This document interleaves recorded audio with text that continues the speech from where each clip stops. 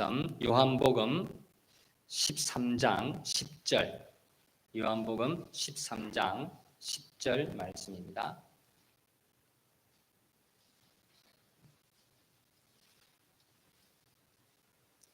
요한복음 13장 10절 제가 봉독하겠습니다.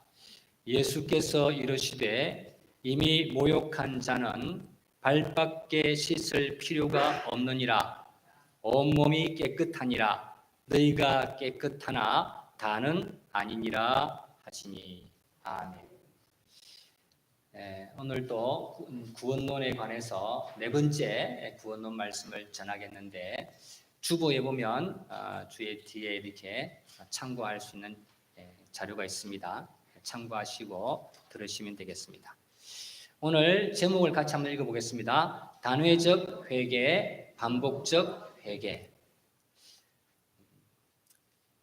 예수님께서 십자가에 못 박히기 하루 전날 밤, 이제 예수님께서 그 제자들 중에서 특별히 선택한, 그리고 3년 동안 같이 먹고 자고 같이 동행하면서 교육해왔던 12명의 제자들과 함께 그날 마지막 식사, 최후의 만찬을 합니다.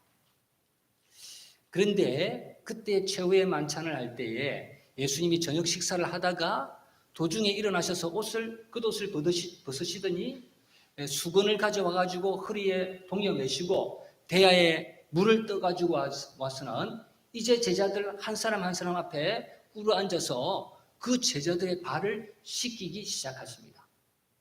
그러니까 제자들은 갑작스런 이런 일에 너무나 당황을 했습니다. 그 자기의 선생님이, 주님이, 그리고 그들을 3년 반 동안 같이 동행하다가 보았을 때에 바람과 파도도 잔잔하게 만드셨던 그 풍랑이는 그 배 안에서, 그 바다 위에서, 그 배에서 이제 배가 침몰하는 위기 속에서 어찌할 줄 모를 때 예수님께서 주무시다가 일어나서 바람과 바다를 우짖으시니까 잔잔하게 되는 것을 볼 때 그들이 뭐라고 고백했습니까? 이는 과연 하나님의 아들이시다, 그렇게 고백을 했지 않습니까? 바로 그 주님이, 그리고 죽은 나사로를 죽은 지 나흘이나 돼서 썩어서 냄새나는 그 나사로의 무덤 앞에 가서 그 무덤의 돌문을 옮기라 그러더니 그 죽은 시체를 향해서 나사로야 나오라 할 때에 그 죽은 시체가 그 명령을 듣고 살아서 나오게 하셨던 그 능력의 주님이, 그리고 3년 반 동안 같이 생활해봤지만 여러분이 같이 이 3년 반 동안 자고 먹고 같이 계속 붙어 있으면 그 사람의 단점이 보입니까? 안 보입니까? 단점이 보이잖아요. 그런데 한 번도 그런 단점을 발견할 수 없었던, 언제나 거룩하고 옳았던 그 주님이, 그런 주님께서 자기들의 발을 씻겨주고 계십니다. 그러니까 어떨결에 발을 씻김을 당하면서도 어찌할 바를 모릅니다. 이걸 지금 안 된다고 해야 될지, 이 발을 빼야 될지, 어떻게 해야 될지 모르는 가운데 드디어 베드로에게 예수님께서 오셨습니다. 베드로에게 오셔서는 베드로에게 세숫대야를 놓고 그 발을 씻기려고 하니까 베드로는 굉장히 직선적인 사람입니다. 그래서 주님, 내 발을 씻으려고 합니까? 그렇다. 그러니까 지금은 내가 왜 이렇게 하는지, 이게 무슨 뜻인지 모르겠지만 나중에 되면 다 알게 될 거다. 그랬는데도 주님, 안 됩니다. 어떻게 주님이 제 발을 씻깁니까? 그럴 수 없습니다. 절대 안 됩니다. 그리고는 강하게 거부를 했어요. 그러니까 주님께서 너가 이 발을 씻지 않으면 너와 나와 상관이 없다, 그렇게 하니까 조금 망설이더니 그렇습니까? 그러면 발뿐만 아니라 제 손과 머리까지 다 씻어주세요. 또 이렇게 말했어요. 그랬을 때 하신 말씀이 오늘 우리 13장 10절 말씀 같이 읽어봅시다. 예수께서 이르시되 이미 모욕한 자는 발밖에 씻을 필요가 없느니라. 온몸이 깨끗하니라. 너희가 깨끗하나 다는 아니니라 하시니. 또 이게 그 이해하기 어려운 말씀을 또 하셨어요. 그런데 이러한 우리가 사건을 이렇게 볼 때, 성경을 읽을 때에 어떤 사람은 야, 정말 예수님이란 분은 훌륭한 분이다. 그렇게 존귀한 분이 그 자기 제자들에게 그렇게 이렇게 발을 씻겨 주시다니 어쩌면 이렇게 겸손하게 이렇게 사람을 섬길 수 있는가. 그게 감동을 받고 야, 나도 이제 겸손하게 나를 낮추고 모든 사람에게 낮고 천한 사람이라 할지라도 내가 겸손하게 섬기는 삶을 살아야 되겠다. 이제 그렇게 생각을 하는 사람이 있습니다. 그건 잘 생각한 거죠? 잘 생각했지만 거기서 멈추는 사람이 있어요. 그것으로 끝나는 사람이 있습니다. 여러분, 기독교는 거기에서 끝나는 종교가 아닙니다. 여러분, 제자들의 발을 씻기는 그런 겸손함과 섬김은 다른 종교에서도 할 수가 있어요. 수양을 한 사람은 그럴 수가 있습니다. 그러나 예수님은 지금 그 정도의 차원에서 지금 이것을 교훈하려고 그런 가르침에 끝나는 수준에서 가르치려고 이런 행동을 하신 것이 아닙니다. 그것을 어디서 알 수 있습니까? 오늘 10절 말씀, 이미 모욕한 자는 발밖에 씻을 필요가 없다. 그 말씀 속에 있습니다. 여러분, 이미 모욕한 자는 발밖에 씻을 필요가 없다는 말이 무슨 말씀이겠습니까? 그리고 지금 너희들은 다 모욕을 했기 때문에 이제 발만 씻으면 된다.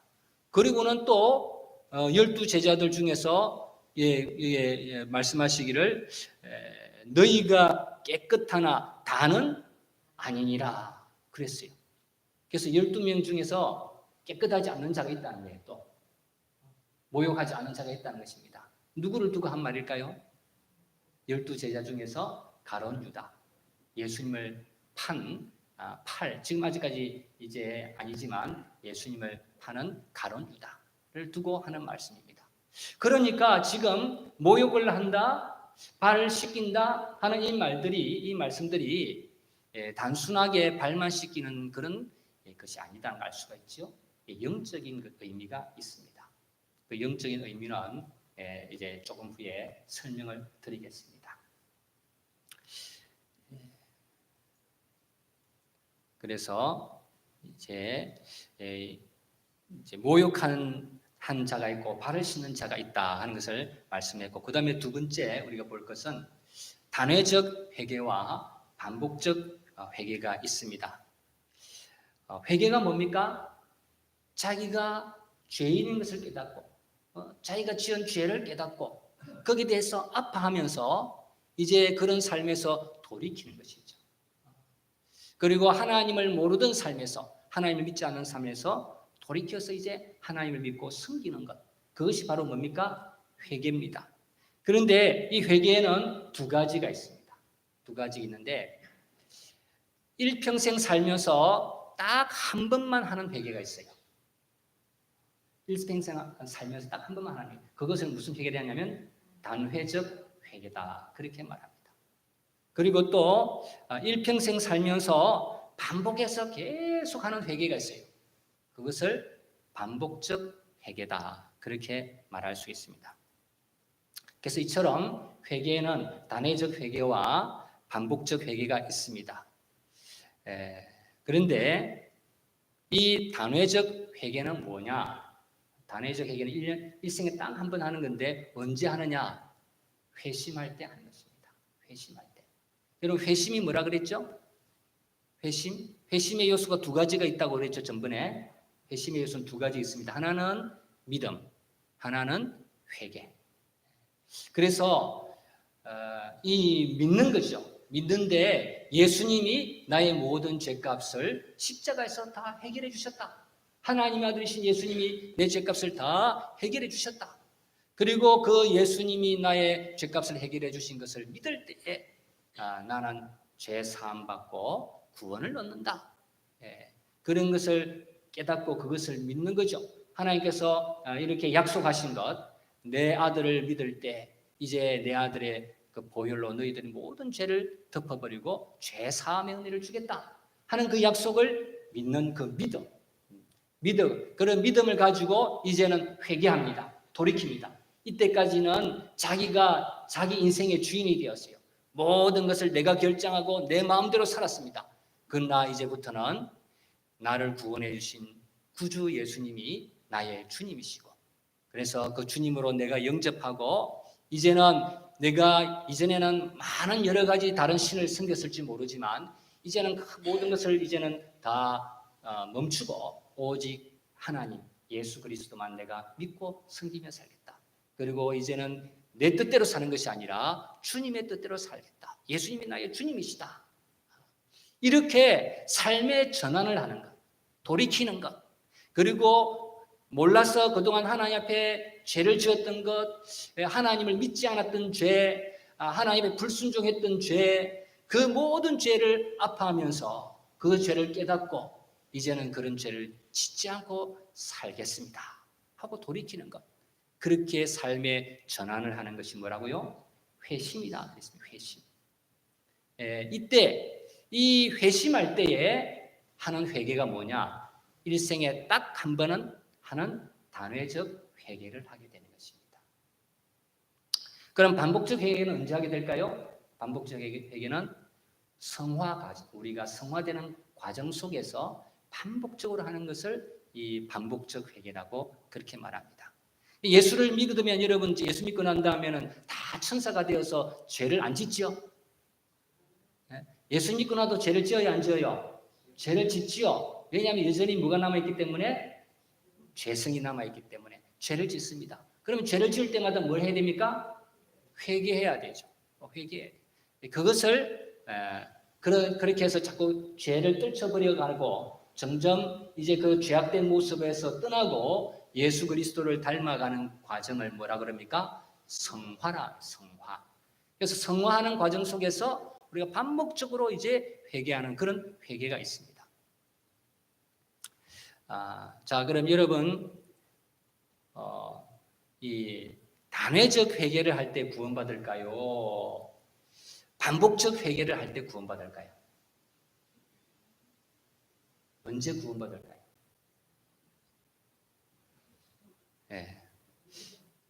네, 좀 헷갈립니까? 예, 단회적 회개, 회심할 때 구원을 받습니다. 회심하는 순간 우리가 이렇게 참 영생을 얻게 되고 하나님의 자녀가 되고 모든 죄, 과거와 현재, 미래의 모든 죄값이 다 사면되는 그런 놀라운 기적 같은 은혜가 임하게 되는 것입니다. 그래서 이 단회적 회개 때에 우리는 구원을 받습니다. 그런데 이런 단회적 회개에 또 중요하고 또 이제 반복적인 회개도 중요한데 여러분들 중에 이 단회적 손들어 보시기라 할 건데 이제 손들으라 하면 좀 곤란한 분이 있을까 싶어서 마음속으로만 손들어 보세요. 마음속으로 여러분들 중에 나는 단회적 회개를 했습니다. 하나 손들어 보세요. 나는 단회적 회개를 했습니다. 예, 손 드셨죠? 손 내리시고 나는 반복적 회개를 했다. 나 반복적 회개를 했다. 손 내리시고 그렇습니다. 이런데 여러분 이 둘 중에 둘 다 해야 되는데 둘 중에 하나만 인정하고 나머지 하나를 인정하지 않는 그런 사람들을 뭐라 그러냐면 이단이라 그래요. 이단. 그래서 단회적 회개만 인정하고 반복적 회개를 인정하지 않는 데가 있습니다. 그런 사람들이 있어요. 그건 누구냐면 구원파입니다. 구원파는 처음에 회심할 때 딱 한 번 회개하고 나서 그 다음부터는 회개하지 않아요. 그것은 그 다음부터 회개하면 그 잘못됐다는 거예요. 왜냐하면 그들이 생각할 때에 예수님을 딱 믿는 순간 예수님이 십자가에서 자신들의 죄를, 과거와 현재와 미래의 모든 죄를 예수님이 다 십자가에서 해결해 주셨는데, 그래서 그것이 싹 다 없어졌는데, 아니 그래서 내가 앞으로 지을 죄까지 다 예수님이 해결해 주시는데 내가 예수 믿고 난 다음에 또 죄를 지었다. 막 화를 내고 막 폭력을 휘둘렀다. 그래서 또 하나님 죄송합니다. 제가 죄를 지었습니다. 이러면 예수님이 해결해 주신 것을 믿는 거예요? 안 믿는 거예요? 안 믿는 거라는 것이죠. 그러니까 너는 이제 그런 사람은 구원받지 못했다. 그렇게 생각하면서 이 반복적인 회개를 인정하지 않습니다. 그러다 보니까 성경을 읽을 때 곤란한 일들이 있죠. 특히 주기도문에 보면 예수님께서 하늘에 계신 우리 아버지여 하고 이제 기도를 가르쳐 주는데 그 주기도는 하나님 예수님께서 가르쳐 준 기도는 불신자들에게 가르쳐 준 걸까요? 예수 믿고 구원받은 신자들에게 가르쳐 준 걸까요? 신자. 그러니까 하늘에 계신 우리 아버지라 그러잖아요. 신자니까 하나님의 이름이 거룩하게 되기를 바라고 또 그 주의 뜻이 이 땅에서 이루어지기를 바라고 그런 걸 불신자가 그럽니까? 불신자가 안 그러죠. 신자가 그렇게 합니다. 그런데 그 중에 뭐라고 말하죠? 우리가 우리에게 죄 지은 자를 용서해 준 것 같이 우리의 죄를 용서해 달라는 내용이 나오죠. 그러니까 구원받은 자에게 가르쳐 주는 기도인데 이런 기도가 나오니까 구원파에서는 뭘 안 한다? 주기도를 안 해요. 주기도를 안 해요. 그러니까 벌써 이게 잘못된 것이죠. 예수님이 가르쳐 준 얼마나 중요한 기도입니까? 그런데 안 하는 이유가 뭐냐?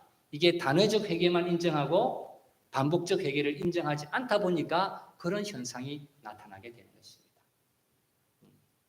반대로 반복적 회개만 인정하고 이 단회적 회개를 인정하지 않는 사람들이 있어요. 이런 사람들을 무슨 이단이라고 그러냐면 회개파 이단이래요. 회개파. 무슨 파? 회개파. 그래서 딱 회심할 때에 예수님을 구주로 믿고 받아들이고 이제 삶의 전환을 딱 했을 때에 그때에 영원한 구원을 받는다고 믿지 않기 때문에 자기들이 구원받기 위해서는 반복적으로 이렇게 죄를 지을 때마다 회개해야 구원받는다고 믿는 사람들이 있어요. 그런 사람들이 대표적으로 어디냐면 천주교가 그렇습니다. 천주교는 예수님을 믿음으로써 해결된 게 아니고 구원의 확신을 가지지 못해요. 그래서 죄를 지을 때마다 다 그 해결해야 돼. 그러니까 신부님에게 가서 뭐합니까? 고해 성사를 하고 또 보석이라고 그 죄에 대한 대가를 지불하기 위해서 이런 고행을 하시오. 이렇게 명령을 내리면 이제 그대로 하는 그런 일을 하면서 죄를 해결해 나가려고 그러죠. 그러니까 불안해요, 안 불안해요? 불안하지요. 우리 기독교는 나는 구원받았다, 할렐루야. 이제 내가 죽으면 천국 갈 거다. 그런 확신 속에서 정말 기쁨으로 살아가는 그런 신자들이 얼마나 많습니까? 그러나 천주교회는요, 그럴 수가 없어요. 언제 이게 구원이 완성이 안 되니까. 또 어떤 사람이 그러냐면 안식교가 어떻게 하냐면 안식교는요 죄를 한 개라도 회개하지 않는 죄가 있으면 구원받지 못해. 그러니까 철저하게 죄를 회개하는 거예요. 죄를 지을 때마다 회개하는데 그래서 이 사람들은 어떻게 하냐면 하루 이제 자기 전에 하루를 잠깐 곰곰이 생각하면서 오늘 내가 무슨 죄를 지었지? 생각하고 딱 생각나는 죄들을 다 그날마다 회개해요. 왜냐하면 100가지 죄를 지었는데 100가지 중에서 99가지는 회개했다가 딱 한 가지를 회개 못하면 그것 때문에 지옥 가니까 야 얼마나 신경을 써야 됩니까? 그래서 하나 또 회개하지 못하면 안 된다 싶어서 딱 해요. 그럴 뿐만 아니라 일주일 단위로 또 한 번씩 해요. 일주일 단위로. 또 한 달마다 매달마다 한 달치를 또 회개해요. 1년 되면 1년치를 또 회개해. 그래서 거기서는 일주일을 딱 정해가지고 회개하는 날이 있대. 1년 동안의 지은 죄를 회개하는 날이 있어요. 그렇게 철저하게 회개합니다. 이 반복적인 회개를 하는 것이죠. 왜? 이 반복적인 회개를 통해서 구원을 받는다고 믿기 때문에 그렇습니다. 이런 것을 뭐라 그러냐면, 이런 사람들을, 이런 회개파의 사람들을 뭐라 그러냐면 일종의 율법주의라고 말합니다. 율법주의. 율법주의가 뭡니까? 율법을 지켜서 나의 행위로 구원받는다고 믿는 사람이 율법주의죠. 은혜로 구원받는 것을 믿지 못하는 사람이에요. 그런데 내가 회개해서 그 회개를 통해서 구원받는다고 하는 사람도 일종의 율법주의예요. 그러나 그렇지 않습니다. 여러분, 이 반복적인 회개, 성화를 위한 이 회개를 100번하고 1000번하고 10,000번하고 완벽하게 해도요, 이것 때문에 구원받는 게 아닙니다. 무엇 때문에 구원받습니까? 회심할 때 그 회개, 단회적인 그 회개를 통해서 구원을 받게 되고 천국으로 가게 되는 것입니다. 그래서 여러분이 이 사실을 분명히 잘 아시기를 바랍니다. 그래서 이제는 딱 보면 이 사람이 지금 구원파인가? 이 사람이 지금 회개파인가? 보면 알 수 있겠죠? 네. 그래서 이것 둘 중에 하나만 인정하면 안 되고 뭘 해야 돼요?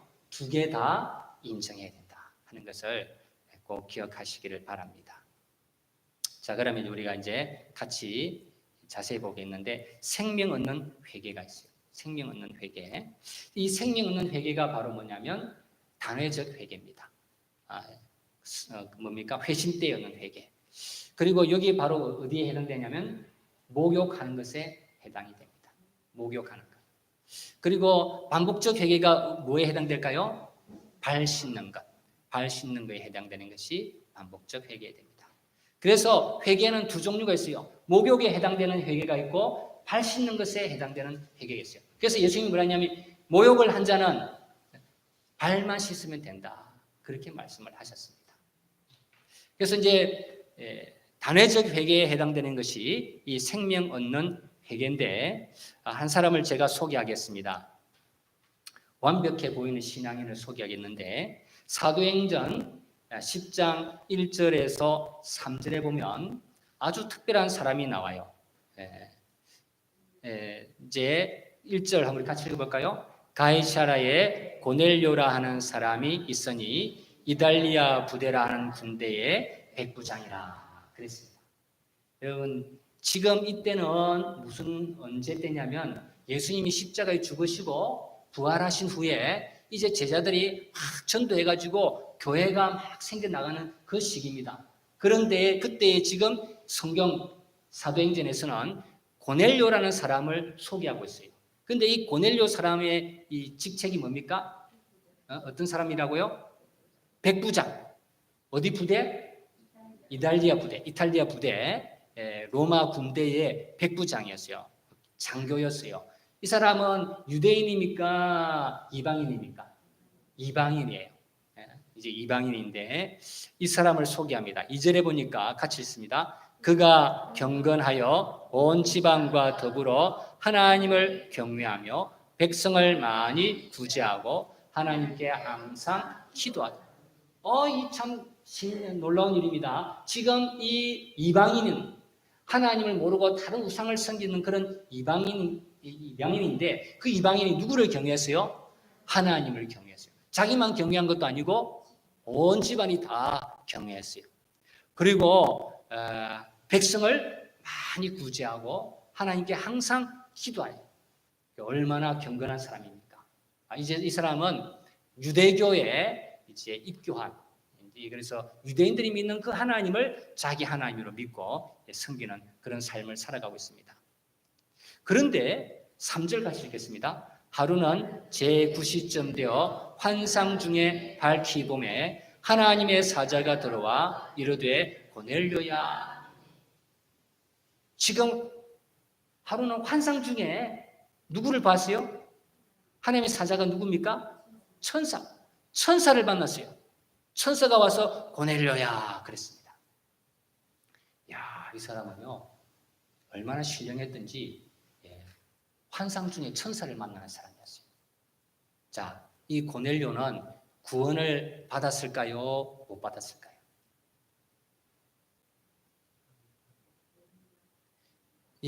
당연히 받았겠죠. 이렇게 신앙이 좋은데 어떻게 구원을 안 받겠습니까? 그러는데요.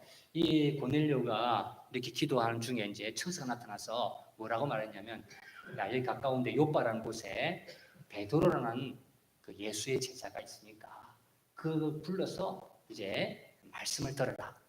그래야지 사람을 보내서 이 베드로를, 예수님의 제자 중에서 베드로라는 제자가 있죠. 그 베드로를 이제 불러와가지고 자기 집안 식구 다 모아놓고 말씀을 들었어요. 근데 말씀을 듣는 중에 놀라운 일이 일어납니다. 말씀을 듣는 중에 갑자기 그쪽에 성령이 임합니다. 이 성령이 임해가지고 사람들이 막 방언을 하고 그러면서 큰 은혜를 받았어요. 그런 모습을 보고 이 베드로가 아니 이방인에게도 이런 일이 일어나나? 지금 베드로는 이런 일들이 얼마 전에 예수님이 십자가에 죽으시고 부활하신 후에 오순절날 자기들이 예수님의 제자들이 모여서 간절히 기도할 때에 성령이 임해가지고 그때 모든 사람들이 방언을 하면서 큰 은혜를 받고 성령 충만하게 됐거든요. 그때부터 교회가 이제 생기기 시작했습니다. 그랬는데 이런 은혜를, 이런 놀라운 은혜를 유대인에게만 주는 것이 아니라 누구에게도 지금 주고 계셔요? 이방인에게도 지금 주고 계신다는 걸 보면서 깜짝 놀랐어요. 그래서 다 세례를 줬어요. 이방인인데 세례를 줬어요. 그리고는 이제 돌아왔어요. 돌아오니까 그 소식을 듣고 이 교인들 중에서 유대인들이 베드로에게 따졌어요. 아니, 베드로 선생님, 어떻게 이방인에게 그렇게 세례를 줄 수 있습니까? 아니, 이방인하고 우리 유대인하고 같습니까? 그렇게 이제 따졌어요. 그랬더니 이제 베드로가 있었던 이야기를 쭉 합니다. 있었던 사건을 그렇게 말하는 것이 사도행전 11장 13절부터 하는데 이제 뜻밖의 사실에 이제 기록이 되어 있습니다. 사도행전 11장 13절 14절 13절 우리 같이 읽겠습니다. 그가 우리에게 말하기를 천사가 내 집에 서서 말하되 네가 사람을 욥바에 보내어 베드로라 하는 시몬을 청하여 14절 그가 너와 내 온 집이 구원받을 말씀을 내게 이르라 함을 보았다. 그러니까 지금 고넬료가 천사로부터 말을 들었는데 천사가 베드로를 초청해라 하면서 뭐라고 말했냐면 베드로 그가 너와 내 온 집, 그 고넬료 너와 내 온 집이 뭘 받을 말씀? 구원받을 말씀을 내게 이르리라. 그렇게 말했다는 거예요. 그러면 고넬료가 구원을 받았습니까? 받은 상태였을까요? 못 받은 상태였을까요? 못 받았던 상태였던 거죠. 그렇게 하나님을 경건하여서 하나님을 경외하였고 구제하였고 기도하는 가운데 기도했고 또 환상 중에 천사를 만나는 그런 사람인데 뭘 못 받았다? 아직까지 구원을 못 받았다. 그러니까 구원받기 위해서 누구를 초대하라고요? 베드로를 초대해서 말씀을 들으라고 했어요. 여러분, 그러니까 우리가 겉으로 봐서는 모르는 거예요.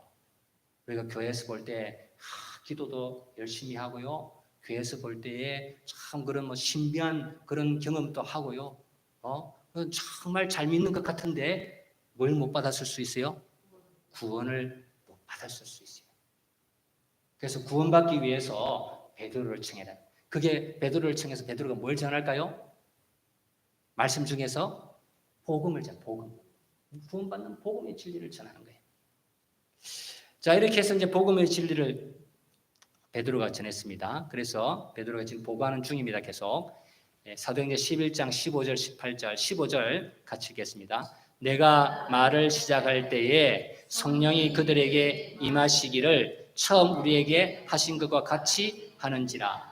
지금 베드로가 말을 시작하니까 성령이 그 고넬료 집안에 임하는데 처음 우리에게 그 예수님의 제자들이 오순절날 처음 역사적 처음으로 성령께서 임하는 그 놀라운 현상이 그들에게도 있더라는 것이죠. 그래서 그것을 지금 말합니다. 우리에게 항상 똑같이 그렇게 하시더라는 거죠. 16절 내가 주의 말씀에 요한은 물로 세례를 베풀었으나 너희는 성령으로 세례를 받으리라 하신 것이 생각나. 예수님께서 이전에 제자들에게 말씀하셨거든요.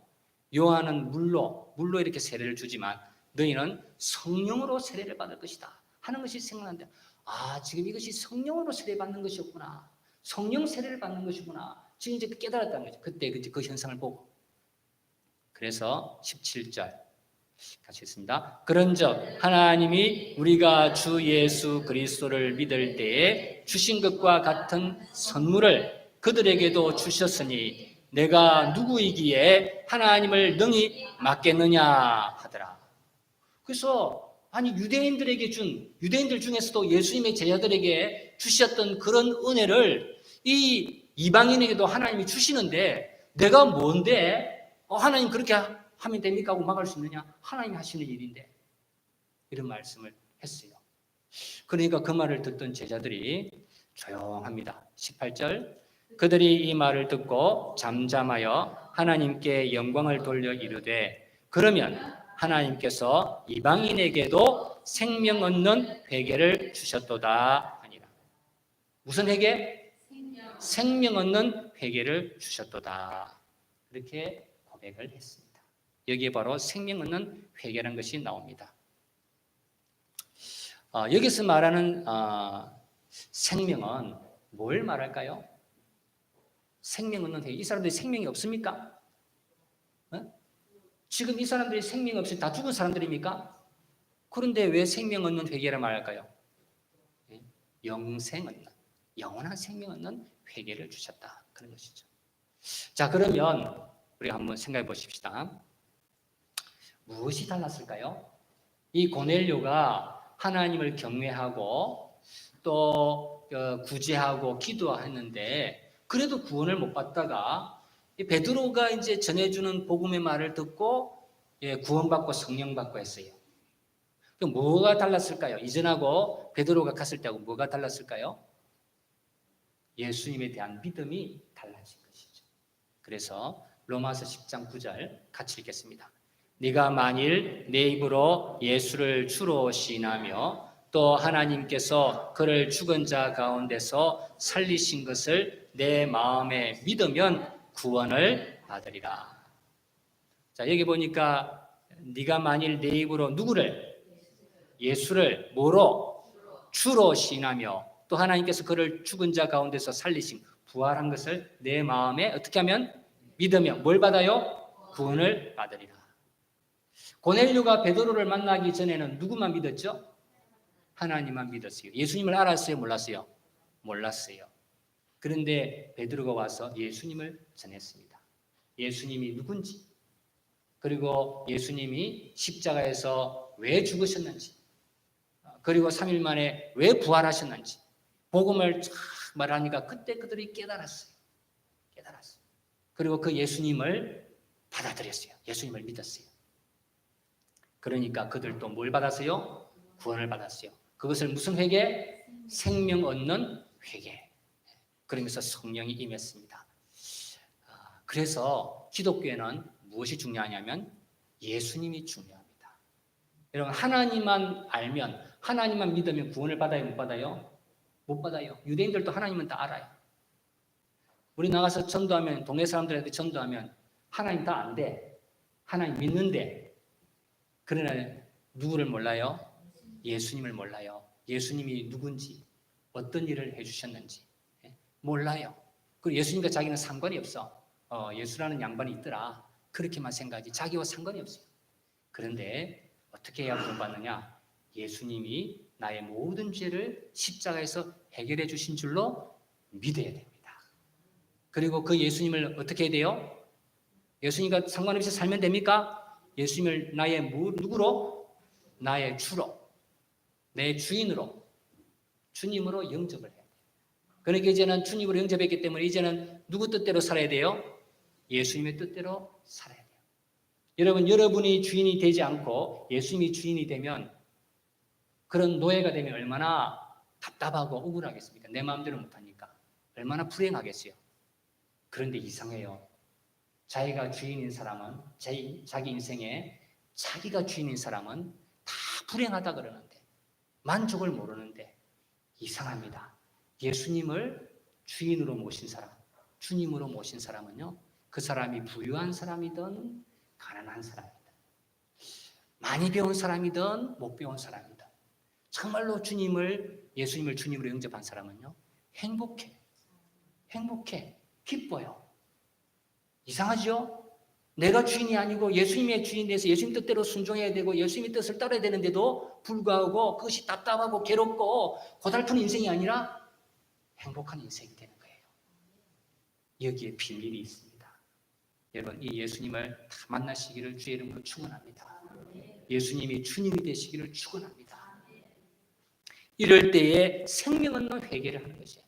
이때까지 내가 주인이었는데, 이때까지 내 죄 문제를, 내가 의로워지는 문제를 내 힘으로 하려고 하고 자기 의를 위하여 힘써 일하던 사람이 이제는 하나님의 의를 받아들인 거죠. 예수님이 내 죄를 대신해서 죽어주신 것을 믿고 예수님을, 내가 구원받기 위해서 예수님을 의지하고 나는 죄인임을 알고 그렇게 예수님을 구주로 받아들일 뿐만 아니라 내 인생의 주인으로서 주님으로 예수님을 받아들일 때, 그때에 그것이 바로 뭐냐? 인생의 대전환이 일어났습니다. 이때까지 내가 주인 되어서 살아오다가 이제 내 죄 문제도 내가 해결하려고, 의인이 되는 것도 내가 하려고 하고, 내가 하려고 하던 것에서 대전환이 일어났어요. 모두 다 주께 맡기고 예수님이 나의 주님으로 되는, 돌이키는 역사가 있습니다. 이게 바로 뭐냐? 회심 때의 회개. 이거는 인생에 몇 번 하는 것이다? 딱 한 번. 단회적 회개입니다. 이것이 바로 목욕을 하는 것이죠. 목욕하는 자는 발만 씻으면 되는 것이다. 그렇게 말씀하고 있습니다. 그래서 이렇게 구원받은 자는 영생을 얻습니다. 이제는 지옥 심판과 상관없습니다. 그런데 이렇게 회심의 회개를 한 사람도 나중에 또 죄를 지어야 안 지어요? 지어요. 그래도 그 죄 때문에 지옥 심판을 받습니까? 안 받습니까? 안 받아요.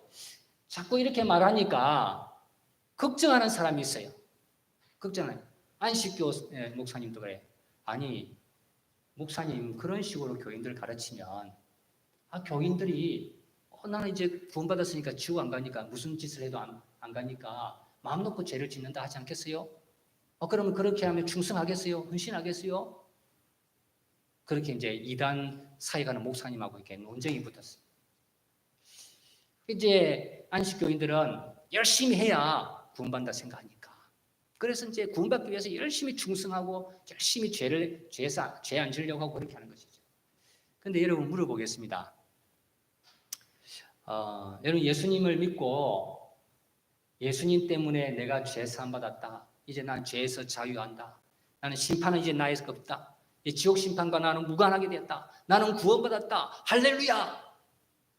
그렇게 믿는 사람들 중에 그렇게 믿으면 여러분 중에 그렇게 믿으시는 분들 중에서 내가 이제 확실하게 지옥 심판 안 받고 내가 무슨 일을 해도 지옥 심판 안 받고 나는 구원받았고 하나님의 자녀니까 천국 영생이 확 보장됐으니까 이제 내 마음대로 살아야지. 그런 사람 한번 손들어 보세요. 그런 마음이 드시는 분 마음속으로 한번 손들어 보세요. 이제는 심판이 없구나. 내가 이제 내 마음대로 살아도 이제 되구나. 그럼 내 마음대로 살아도 되겠네? 그런 마음이 드시는 분 한번 마음속으로 손들어 보세요. 그런 마음이 드셨다면 그 사람은 진짜 구원받았다고 할 수가 없습니다.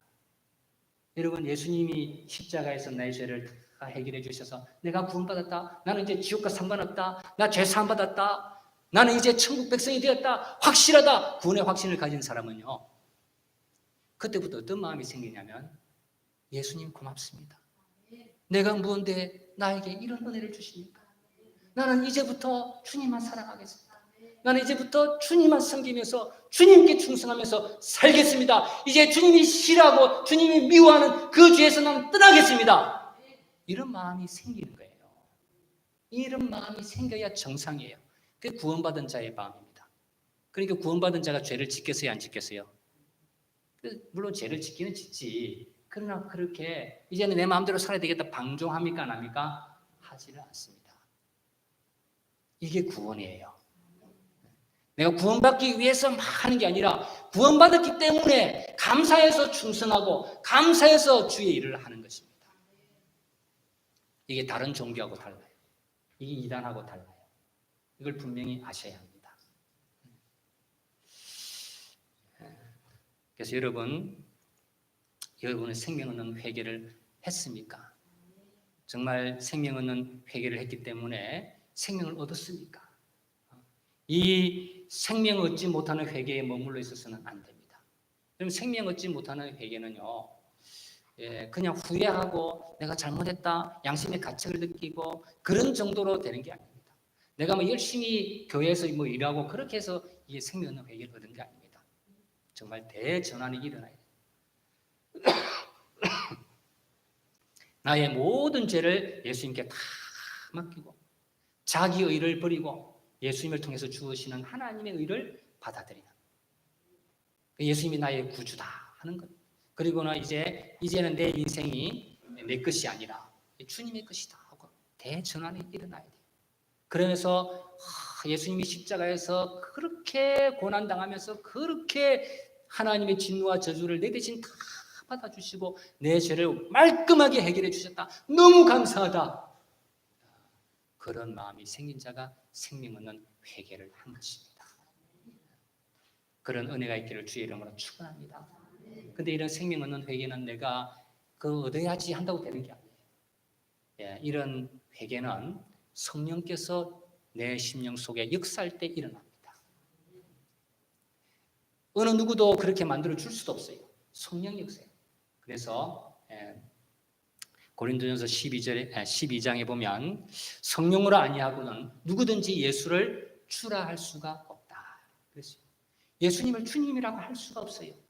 여러분, 예수님을 내 인생의 주인입니다. 이제는 나는 내가 주인이 아니고 내 인생의 주인이 내가 아니고 이제는 예수님이 나의 주인입니다. 나는 이제는 주님의 뜻대로 살겠습니다. 여러분, 그럴 수 있어요? 그러니까 아무나 그렇게 할 수 있어요? 안 됩니다. 그건 성령께서 하셔야 되는 겁니다. 성령이 아니고는 아무도 그렇게 할 수가 없다 그래요. 그런데 내가 예수님이 나의 주님입니다. 그런 마음이 생기는 것은요, 성령이 역사한 것입니다. 그래서 나는 맞아 죽어도 나는 예수님 믿겠다. 나는 예수님밖에 없다. 그렇게 사는 거예요. 그런 은혜가 있기를 바랍니다. 그래서 이런 생명 없는 회개를 얻지 못했다고 한다면 은혜를 구하십시오. 성령님, 나에게도 그런 은혜를 주십시오. 이전에 이런 훌륭한 신앙의 선배들에게 주셨던 그 은혜를 나에게도 주십시오. 주기철 목사님이 주셨던 그 은혜를 나에게도 주시고, 최근능 목사님이 주셨던 그 은혜를 나에게도 주시고, 김한람 박사에게 주셨던 그 은혜를 나에게도 주시고, 안희수 열사에게 주셨던 그 은혜를 나에게도 주시고, 손양호 목사님에게 주셨던 그 은혜도 나에게 주셔서 내가 구원의 감격 속에서 기쁨으로 살게 하여 주시고 천국을 확신하면서 주를 위하여 살 수 있는 은혜를 주시옵소서. 성령님 나에게도 역사하여 주옵소서. 성령께서 나를 변화시켜 주시옵소서. 이 기도가 여러분의 최우선적인 기도가 되기를 바랍니다. 그 다음에 뭡니까? 성화의 회개. 성화의 회개. 구원받은 자에게도 필요한 회개가 바로 이 성화의 회개입니다. 왜냐하면 구원받은 자도 죄를 지으니까. 그래서 요한일서 1장 9절에 이렇게 말했죠. 같이 읽겠습니다. 만일 우리가 우리 죄를 자백하면 그는 미쁘시고 의로우사 우리 죄를 사하시며 우리를 모든 불의에서 깨끗하게 하실 것이요. 그래서 예수님이 지금 만일 우리가 하는 것은 요한일서를 기록한 사도 요한을 포함해서 그 성도들 보고 하는 말입니다. 우리가 우리 죄를 자백하면 그 말은 뭡니까? 성도들도 뭘 지을 수 있다? 죄를 지을 수 있어요. 그 죄를 지어서 자백하면 미쁘시고 의로우사 우리 죄를 사하시며 우리 모든 불의에서 우리를 깨끗하게 하신다. 그렇기 때문에 이게 바로 뭐냐? 이제 성화를 위한 회개, 성화를 위한 회개가 있어야 된다 하는 것입니다. 근데 성화를 위한 회개, 반복적인 회개를 안 하면 어떻게 될까요? 우리가 예수 믿고 나서 구원받았어요. 지옥에는 안 갑니다. 근데 또 죄를 지었어요. 근데 회개를 안 했어요. 안 하면 어떻게 될까요? 그러면 기도 응답이 안 되죠. 기도 응답이. 시편 66편 18절 같이 읽습니다. 내가 나의 마음에 죄악을 품었더라면 주께서 듣지 아니하시리라. 죄악을 품으면 하나님께서 응답하셔야 안 하셔요? 안 하셔요. 그래서 일반적으로 그래서 기도 응답이 안 됩니다. 기도 응답이 안 되면 신앙생활에 재미가 없잖아요. 그리고 또 어떻게 되냐면 징계하십니다. 하나님이 시편 89편 30절 34절 같이 읽겠습니다. 만일 그의 자손이 내 법을 버리며 내 규례대로 행하지 아니하며 내 율례를 깨뜨리며 내 계명을 지키지 아니하면. 자, 이것은 이제 하나님께서 주의 백성들에게 하는 말씀입니다. 계명을 율례를 깨뜨리고 계명을 지키지 않으면 이게 죄지요? 죄를 지으면 그다음에 보겠습니다. 32절 내가 회초리로 그들의 죄를 다스리며 채찍으로 그들의 죄악을 벌하리라. 때리겠다는 거죠. 하나님이 징계하시겠다는 것입니다. 그러나 징계하시지 지옥 심판은 안 하십니다. 그래서 그 다음 줄 보세요. 33절 그러나 나의 인자함을 그에게서 다 거두지는 아니하며 나의 성실함도 패하지 아니하며. 34절 내 언약을 깨뜨리지 아니하고 내 입술에서 낸 것은 변하지 아니하리로다. 구원이 취소된다 안 된다? 구원은 취소되지 않습니다. 징계는 하지만 구원은 취소되지 않는다. 그렇게 가르치고 있습니다. 그래서 성화를 위한 회개를 하지 않으면 이렇게 징계를 받게 되는 것입니다. 그래서 우리는 성화를 위한 회개를 해야 됩니다. 죄를 지을 때마다 반복적으로 해야 됩니다. 그래서 죄에서 떠나고 언제나 거룩해지는 그러한 저와 여러분이 다 되기를 바랍니다. 정말 바라기는 이 자리에 앉은 여러분 모두 다 한 사람도 빠짐없이 단회적 회개를 다 하기를 바라고, 그리고 반복적인 회개도 다 하는 그런 은혜가 있기를 주의 이름으로 축원합니다. 우리 같이 기도하겠습니다.